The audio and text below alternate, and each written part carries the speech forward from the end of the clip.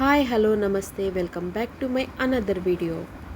ఇవాళ మనమైతే సింపుల్గా బ్రేక్ఫాస్ట్ చేసుకుందాం. అది కూడా బ్రెడ్ ఆమ్లెట్ ఎంతో టేస్టీగా ఎంతో ఎమ్మీగా చేసుకుందాం.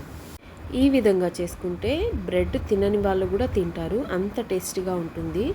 ఒక బ్యాచ్ అయితే వేసేసాను. సెకండ్ బ్యాచ్కి అయితే మళ్ళీ కొంచెం బటర్ అనేది అప్లై చేసుకుంటున్నాను. బ్రెడ్ అనేది దీనికి హార్డ్గా కాకుండా మనకి కొంచెం స్మూత్గా ఉంటే 2 సైడ్స్ ఇలాగా మనం రోస్ట్ చేసుకున్న తర్వాత మాత్రమే మనం ఎగ్ మిశ్రమాన్ని అనేది మనం యాడ్ చేసుకోవాలి. ఈ ఎగ్లో అయితే నేను ఆనియన్, కొత్తిమీర, కొంచెం అల్లం వెల్లుల్లి పేస్టు, కారం, గరం మసాలా, ఉప్పు, పసుపు పొడి ఎక్కువగా అయితే వేసుకున్నాను.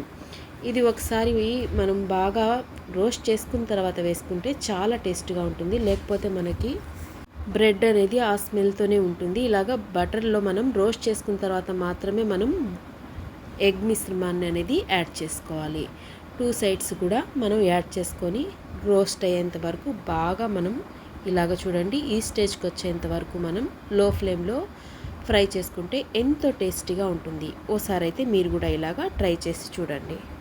ఇందులో మనం అన్ని కారం మొత్తం ఇంగ్రీడియంట్స్ వేయడం వల్ల మనకి ఇందులోకి ఏమైతే అవసరం లేదు. పిల్లలకైతే టమాటో కెచప్స్ అలాగైతే మనం పెట్టేయవచ్చు. ఎంతో టేస్టీగా ఎంతో ఇష్టంగా తింటారు.